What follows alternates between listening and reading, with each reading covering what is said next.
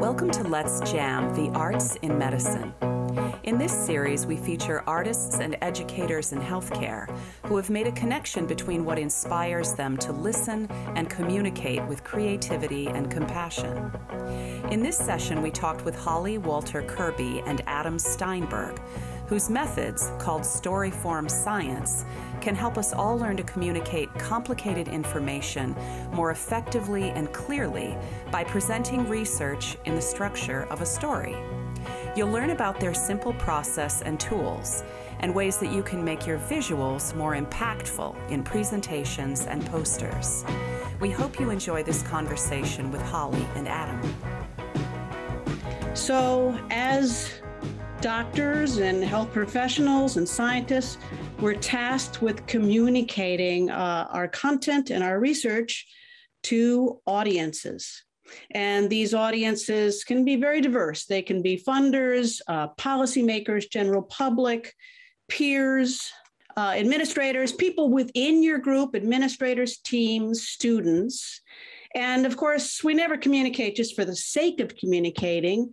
We do so to impart knowledge, build understanding, and influence the behavior of our audience. Now, these goals that I've just listed, they're related. You can't influence behavior until you build understanding, and you can't build understanding until you impart knowledge.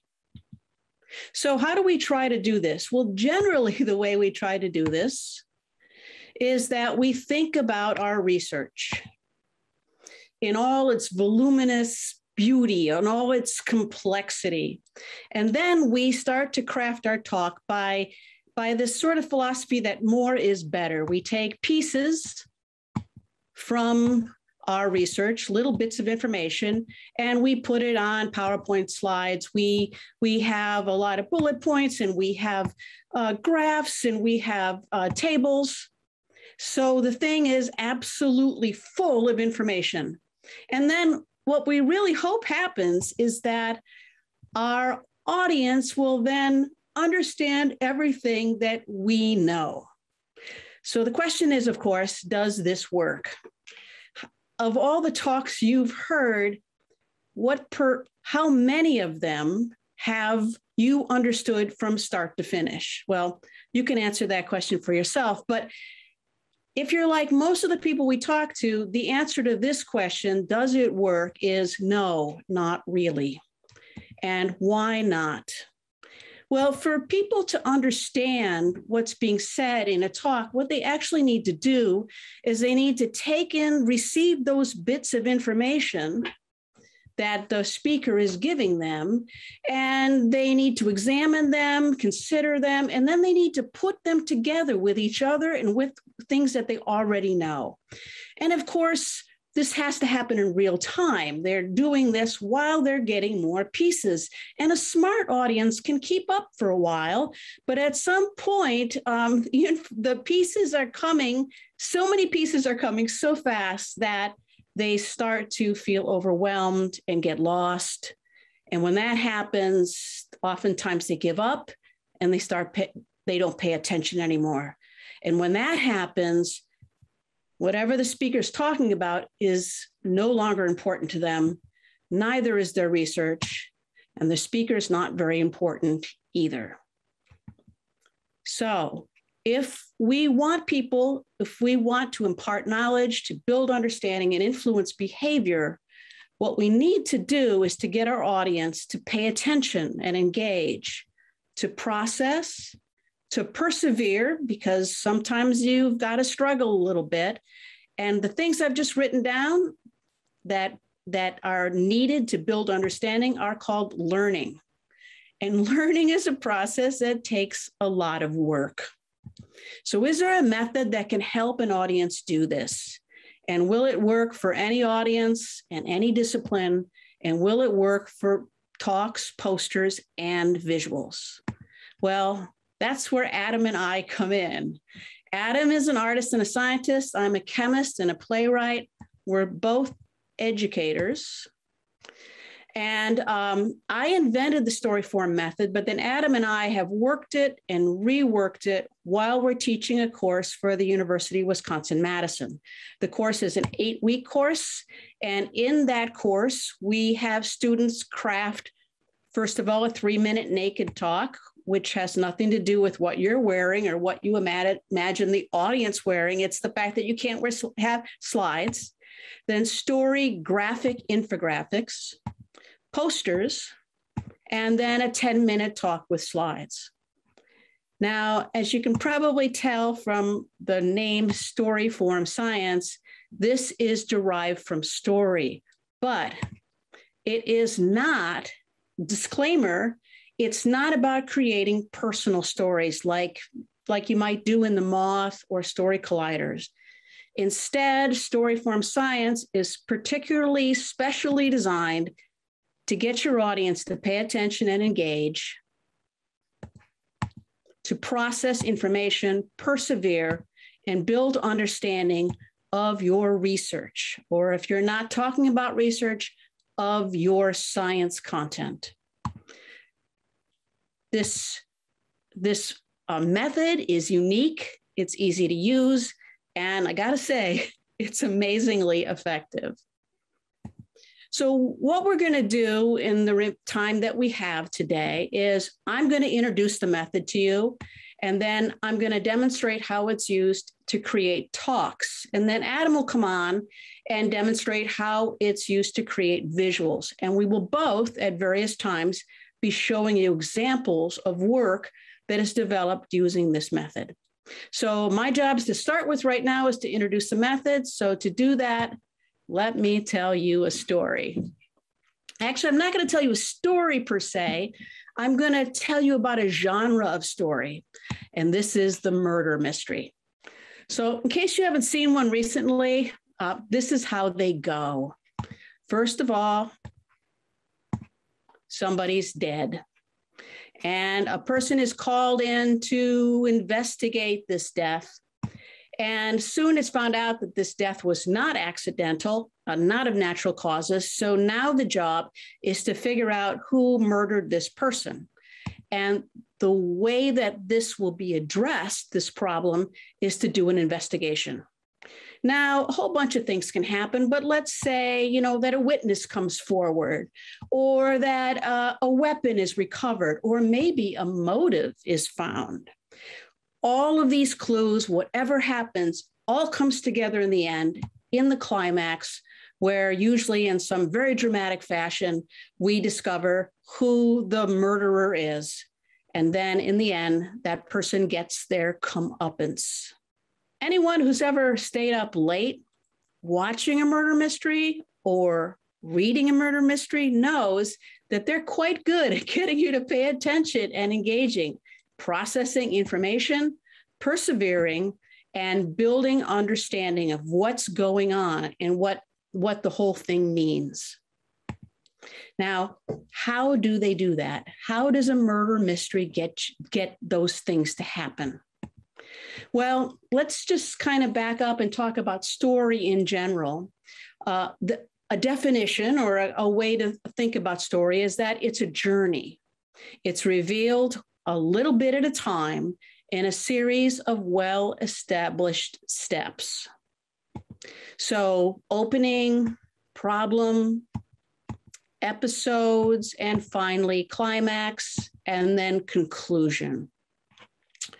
Now, it's not just steps. A journey is something that someone goes on. So who goes on the journey?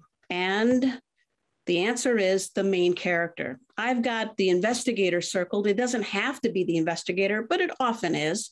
So the investigator is, if the main character is the person that goes through all the steps of the journey, experiencing it. But they're not the only person that experience the journey, because stories are journeys of mutual discovery. The audience also experiences the story by identifying with the protagonist or the main character and stepping into their shoes. And then they go on the journey too, experiencing things that the main character does and seeing things through their eyes.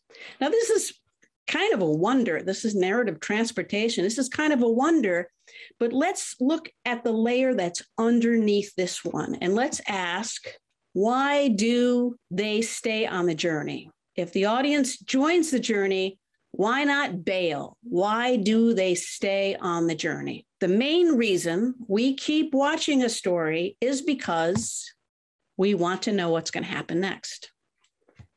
And how does story do that? I think that's pretty amazing. How does story do that? Well, here's the key. Stories are built around a question.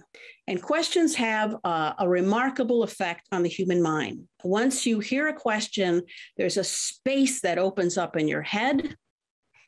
And because you don't know the answer, and that creates uncertainty. And the uncertainty builds a tension inside of you. And the tension sort of ignites a desire to learn the answer.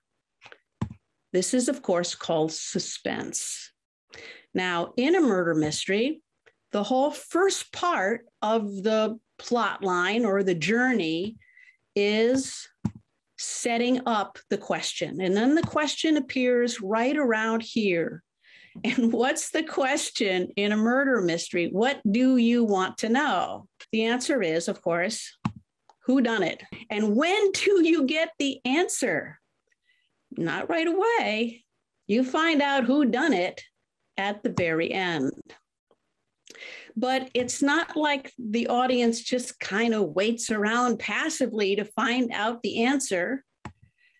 While the main character or the investigator is processing the clues, the audience is participating in the investigation. They're processing the clues with the investigator and predicting the answer. Predictions are really high cognitive function to put things together and predict what's going to happen. And that's exactly what the audience does in a murder mystery and actually in any story.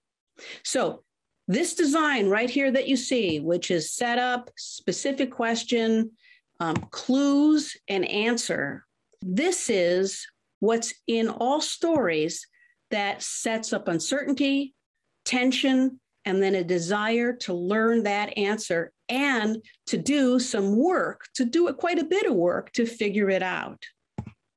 And this is why audiences pay attention and engage, process information, persevere, and build understanding a bit at a time until they get to the end of the story. This setup, this design that you see, that's so critical to getting people to pay attention, this is embodied in the steps of the journey. So the setup is there in the opening and then introducing the character and the problem. And then there's a specific question, and then the clues are in those episodes that come after. And then we have the climax, and then finally the conclusion, where we see the impact of the result or the outcome on the world or the audience. These little parts of the journey are preserved, are captured in our template. And we teach people how to use this template so they can harness the power of story for their research talk. All right, so creating a research talk. I'm going to go through some of the steps, not all of them, but the first thing that we have our students do when they're going to start creating a research talk is we ask them, what is your most recent success in your research? Write it down. And did you encounter a setback or challenge in achieving that success? Write it down. Now, so you can kind of follow along with me. I'm going to give you about a minute, and you can write down the answers, these answers for yourself. So hopefully you've got something written down, but mostly I'd just like you to sort of carry in your mind what you might be designing a talk about as we move through things.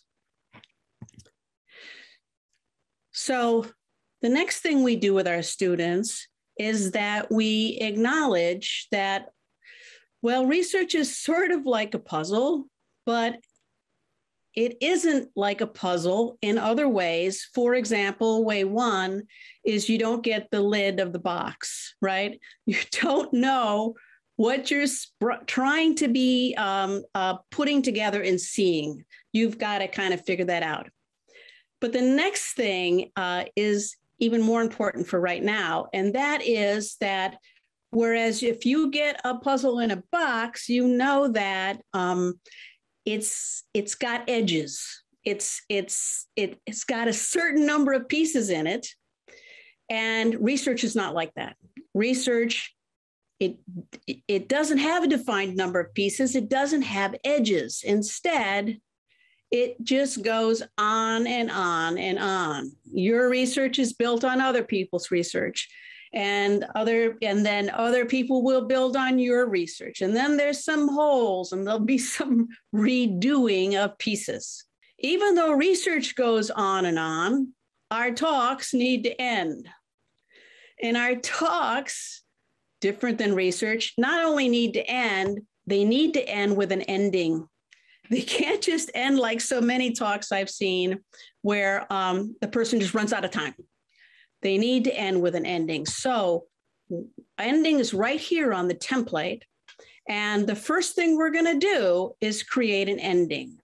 This is going to be backwards design. We're going to create an ending. So this is where you'll be thinking about the recent success in your research. That will be your ending. And an ending will be broken up into two pieces. The first one is where your final action, the final thing you did in your success. And then the second is the outcome, what happened as a result of that final action. This ending will be the answer to the question, which is up there. Now, we don't have people, you wrote a little bit about your most recent success. Once you've kind of written down a little bit, what we ask you to do is not just write or think, we ask you to visualize your ending. And to do that, we use icons. We give people a grid that has rectangles on it, and then we have them cut it out. And then we have them draw icons on them to represent components of that final scene, that final action and results. I'm going to show you some examples of icons created by Dr. Xingyu Peng. She works at Dow Chemicals. She was at one time our student. So for her final action, she used a computer program that she wrote to screen multitudes of chemicals to find out whether they were able to store solar energy. And the results of that was she was able to find just a handful of these molecules that could store solar energy and were cheaper than batteries. That was one of the real important points. Now, why do we use icons? There's a lot of reasons, but I want to pick out the ones that I think are most compelling. First of all, using icons automatically reduces jargon and simplifies the content. This is really a battle, and I'm sure that you've had it with yourself and with the people that you work with, that medical professionals and scientists like to include a lot of jargon and scientific language. And of course, they want to include everything. Representing key concepts or equipment or actions with little pictures really almost reduces that entirely. Here's another thing. Using little icons supports iteration. People don't like to revise. Once they've written something, it's very hard for them to go back in and change it. However, it's very easy to make more icons, throw icons out, or move icons around on the template. And last but not least, pictures are an effective medium of communication. If you want somebody to learn about your research, you want them to have a picture in their heads. Then you'll know that they really understand. But the best way to get somebody to have a picture in their head is to put that same picture in your head, and then to describe it for them. And icons are a wonderful way to do this. So the next thing to do is to write the question. And remember that question, that the thing that we just talked about, the ending will be the answer to the question. So when you write a question, you want something that's specific and simple, like things like, can I do that thing which I already did? What will I see? Is my hypothesis confirmed? What Xingyu Peng chose for her question was, can we find a way to store solar energy that is cheaper than batteries? Well, certainly her outcome, her action and outcome answers that question. Next thing is, who's going to take this journey? Who's your main character of your research talk? And if you're the researcher, you are. Now, a lot of people have a problem with this because they say, oh, no, I'm not important. I shouldn't be in this. It's not about me. They kind of act like research just happened in the room and they just happen to be walking by. But it's important to put yourself in, not just because that's honestly what happened. It's important for the audience. The audience is going to step into your shoes and follow along on this research journey. And it's important to put yourself in because you'll be their guide. And if you don't put yourself in, they have no guide and they will not be able to get as much traction in your talk in trying to understand it. There's our icon for Xingyu. And then we have people use icons to set up the question, current world, the problem, to address the problem, and then for the various steps to answer that question. And then we've already talked about the ending and then the better world. All of these are created with icons that they can move around. Now, when it comes to deliver this, it goes like this: current world, character, problem, addressing the problem, stating the question out loud. And we make a big deal about that because it makes a huge difference in a talk. And then going ahead and doing the step 1, step 2, step 3, the ending, and then finally the better world. Note that when you use this design, you do not have to have a conclusion because your audience will know the conclusion. They'll be looking for it. And when you present that outcome, they'll know what that means. We have people use this template and icons to create their talk, but then we also have them use it to deliver their talk to people in the class or the group. When they give it to people, then they get feedback on their talk, and not just feedback like, oh, that was good or bad, but we have a feedback rubric, which really gives them constructive comments to help them to revise. And then that's the last one, revision. And then once they've revised, when we teach these classes, we have people deliver their talks everywhere, in 3-minute thesis talks or to outreach events, in churches, in coffee shops, in breweries. My favorite one, and this is due to Adam, is we had people that gave their talks one night, one cold evening in a corn maze. And then what happens is that the audience, no matter whether they're in the corn maze or not, or a brewery, they get a little piece of paper that asks them some questions. So then they hand that to the speaker gets feedback, and then that speaker revises again. I have, for showing an example, I have Xingyu Peng's talk. It's only 3 minutes long. And what we're going to do is we'll show you, you'll hear her voice, and then you'll see her icons appear and move as she gives this talk. Morning, everyone. My name is Xingyu Peng. I'm a 5th-year PhD student in chemical engineering. Today, I'm going to talk about storing solar energy with chemistry.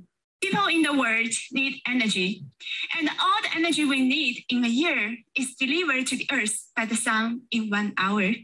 So take a guess, what percent of our electricity today is generated from solar energy? 40, 20, 10? The answer is none of the above. It's only 1%.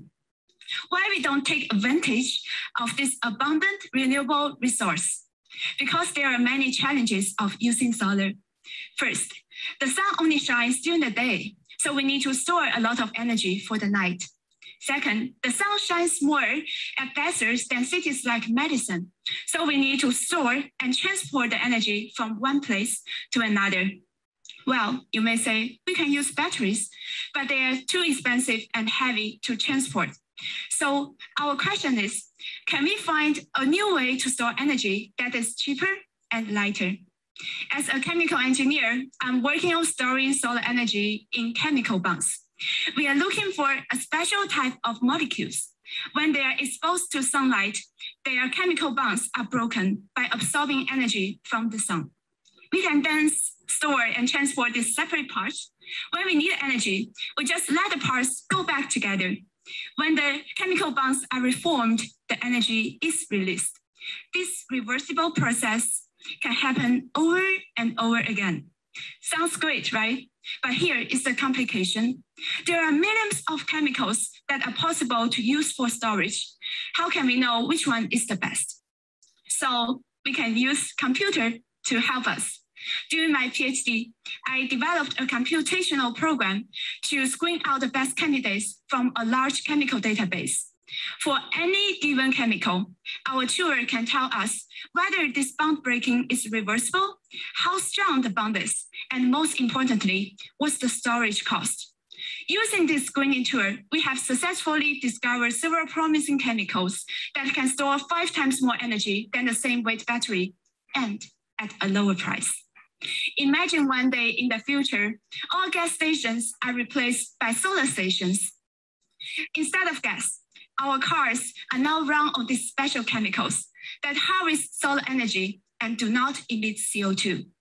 On that day, we are living in a truly sustainable world. Thank you. All right, I'm going to stop sharing and I'm going to pass it over to my colleague, Adam. So let me just say that Sing Yu's talk that you just heard right there, she is a 5th-year student, and that was a very polished talk. It took her 3-4 tries, reiterations to get that, but this method also works with any talk, even if you have no data and you're a brand new student. So I just want to add that on there.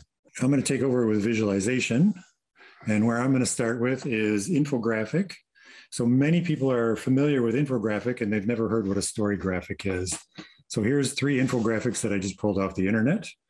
They're usually very brightly colored. They're full of detail and facts, and anyone can go through these at your leisure and pull out information and learn something about these different topics. But there's no story there. There's no beginning, there's no middle, there's no end, like Holly was talking about. And so what we've done is we've taken the infographic and changed it into a story graphic. And so I'll show you one of our students' story graphics here. So this is a medical one, and her story starts at the top up here where she talks about this lipid that can be turned into an acylcarnitine, and then that can provide energy for your cells. And you'll notice that that story starts off right there with the current world. And then we have to introduce that main character who's going to lead us through this story. And so right there is Lainey. And then she's going to take us to the next step, right, which is the problem. And so those lipids can cause problems with metabolic diseases. So there's her problem. And then she's going to tell you what she's going to do with that problem and how she's going to address that. And what she needs to do is find out how they get from the bloodstream into the cells and what's transporting them there. So that's her addressing the problem. And then she's going to ask you a question here.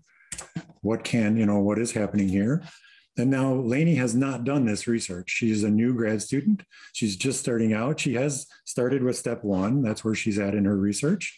And then she's telling you where her research is going to go with step 2 and with step 3. And she does not have a final action yet, but she does have a better world, because once her research is done, that's where she thinks it's going to make the world better. And so that's what she's done in her story graphic.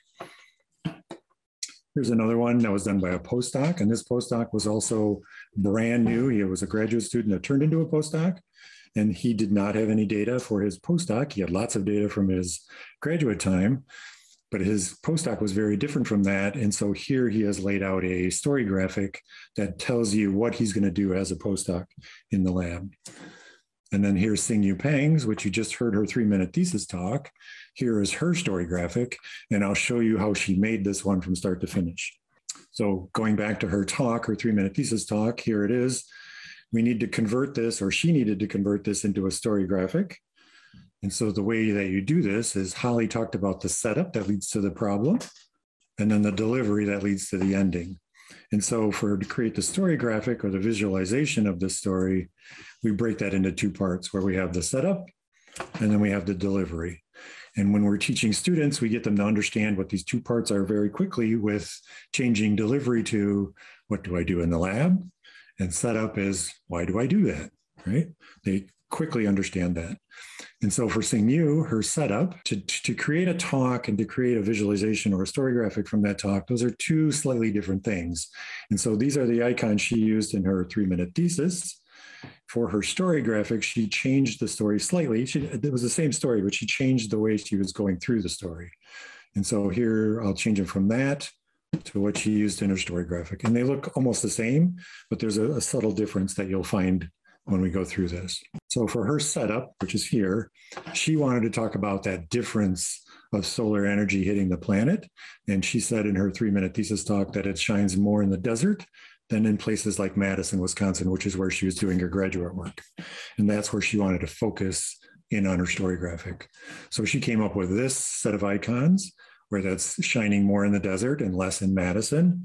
And you'd need to suck it up in the desert and move it to Madison. And then she created that for the visualization of that from those icons. She also wanted to talk about those chemical bonds and how they were being broken. So those are her icons for that. And then there's the visualization she came up for that. And then what she does in the lab, you heard her say she screens those chemicals with her computational programming. And so she came up with this. So the setup and the delivery is on the left, her icons are in the center, and then over on the right is her first iteration of this story graphic. And then you heard Holly talk about present, feedback, and revise, which is what we make you do over and over and over again until it's right. And so Xingyu took this and put it in front of people in different venues that we set her up in and asked them to tell her what her story graphic said to them. And then she took their feedback and then she would revise it. And then she would do that again and again and again and again, as many times as necessary, until she could put this in front of any person and they would look at it and tell her what was in her head just by looking at her story graphic. So some of the feedback she got on her story graphic was, why Alaska and Hawaii? I thought you were talking about the desert in Madison.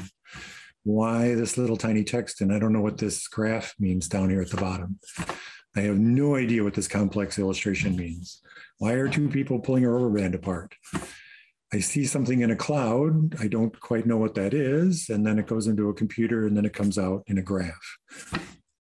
I don't know what volumetric energy density is, and I don't know what gravimetric energy density is. So taking that feedback, she reworked her icons a second time to make it more clear in her head so that she could redo her story graphic. And so from that, she created the top part of this story graphic. And I think this took her about 3 tries to get to this, 3 sets of feedback to get to this point. And then for what I do in the lab, that became expanded. And she came up with this on the bottom part. And now you notice between the left side of the screen and the right side of the screen, the biggest difference is she added some words in there to help guide you through those different parts of her story graphic. When you use these story graphics and create these story graphics, you can put them to work for you. And so here you can see she's put it in the center of a poster. And that means all those audience members that Holly was talking about at the beginning can now come up to Xingyu and converse with her. It doesn't matter if you're an administrator. It doesn't matter if you're a peer. It doesn't matter if you're a policymaker. Anyone can come up and talk to Xingyu about her work and understand exactly what she's doing because she has this story graphic on her poster. And then if you're a collaborator or a peer and you want to go into more depth, she can take you to one side of the poster and talk about that more in depth. Here's where the parts of the story template come in. You can see her current world is right there on her story graphic. And then the problem that she's trying to attack, her addressing that problem is using the chemistry. And then her specific question is right there, which chemicals are best. And then the steps that she took. And then the outcome with the final results is right there. Earlier, I said this can work for anybody. So here's one by Odalis, another student. And Odalis was a new graduate student in her first year. She had no data and she was just starting her project. So what she did was she took all of the knowledge in her lab and created a story graphic out of that knowledge. And then she entered right into the picture here. And she's going to go from this step to this step and try to figure out what's going on with Collagen 4, and then figure out how to make that into something useful for a better world. But this allowed her to give a poster, not having any data right here. She could tell people what she was doing. This was a very complex poster. And if you look at this poster, this is actually a very good poster because this is done by Alex. And Alex had gone through the course, and this is the poster that he gave back after going through the course. And so this was his modified poster after learning how to use the Storyform method. However, what he did was he gave this to his peers in the course, and they gave him more feedback. And so he took that feedback and he revised it even more, even though everybody thought this was a wonderful poster. And he made it into a straight story graphic all by itself. So he decided he did not need all those words. He decided he could set this entire research poster up as a single story graphic and then use that at a symposium. And as shown before, there's Alex, right? He's the main character who's going to guide us through this. Here's the problem he's going to attack. Here's his addressing that problem. There's his specific question, the steps that he's going to take, and then his final action, and then his final result is down at the bottom. The other thing about Alex's poster that I want to iterate to you is that anyone can understand this complex poster, right? All of those people, including his peers, can understand everything that's going on in his research.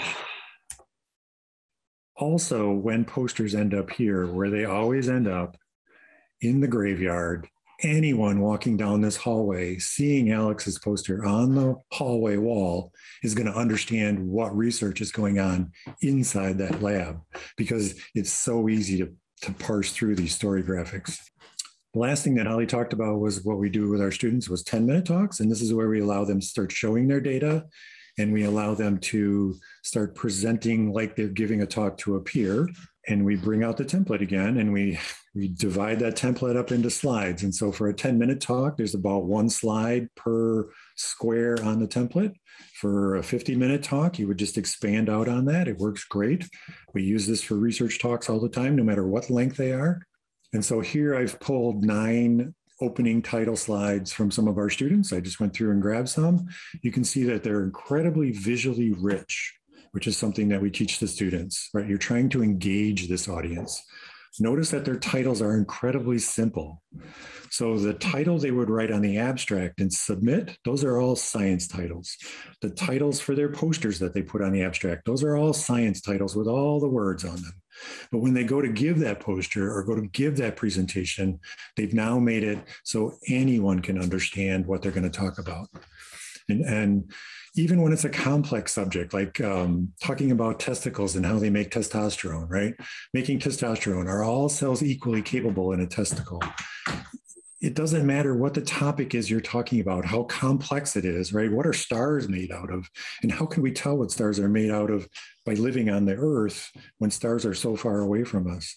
This process works for any research. And then also, I really want to make that point that Holly made. I want to really get that hard, is that question that's up here, where she said, when you ask a question of your audience, it opens up that space in their mind and creates that tension, that uncertainty, and that suspense that we want. That's exactly what we need them to do to have them engage with our talk.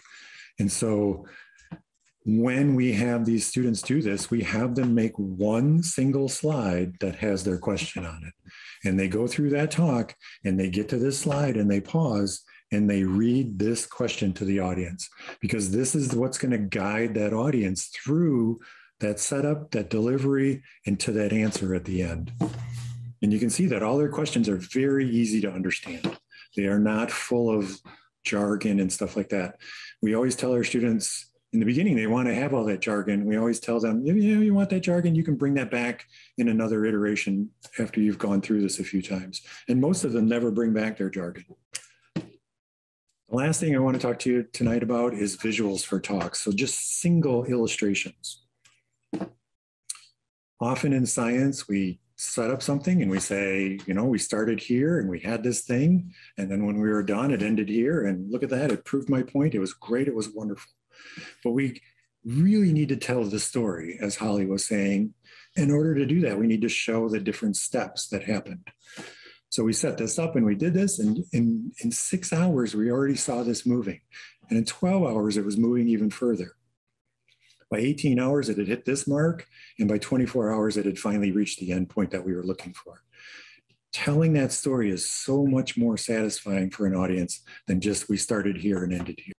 And again, straight off that template, there's the question, there's the individual steps, and there's the final result.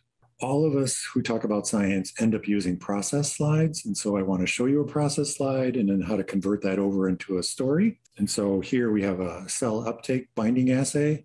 And so there's the cells in the Petri dish, and then we're going to do something to them, and then we're going to do something else to them. But we've done many more things to them, and I've run out of room on the slide. And so what we do in this situation is we say, well, we got some white space down below, let's move down there. But then we run out of room again. And so then what do? Well, then we move backwards. The minute you start moving backwards on a slide, you've lost your audience. Audiences are smart, they can figure this out, but it's very hard on their cognitive ability to understand when you start going in reverse. And of course, we continue to fill up that whole slide with stuff. There's a much better way that I can show you, and it looks like this. And so if you tip your head sideways, you can see it looks just like the letter S. And what this does is it allows your audience to flow through your process, filling up your screen with each individual step in a simplified manner that they can easily grasp. And if you were doing this in a paper or a poster, you can just turn this on its side and make a letter S. But again, straight off that storyboard template there, we're going to start with some sort of question, what we're going to do to address that, the different steps that we've taken, and then we're going to have some sort of final action, and then we're going to have a final result. And then this next slide that I would show you in the talk would be that final result. Another thing that happens in science is we discover new things, which is great. But the problem is once you discover something, you have to tell other people what it means and how it, not just how you got it, but where it could go. And so to do that, we need to create a story of the future. And so we do that by thinking about where this could go in a process. And it really, really helps with collaboration and finding other partners to help us get through this. So when this microarray was adopted or was invented, nobody knew for sure what it could be used. And as research has developed, this story has started to become true. And so it's very shelf stable. And so you could use it anywhere in the world. It could be used on humans or agriculture. It can be used with any kind of sample that's liquid.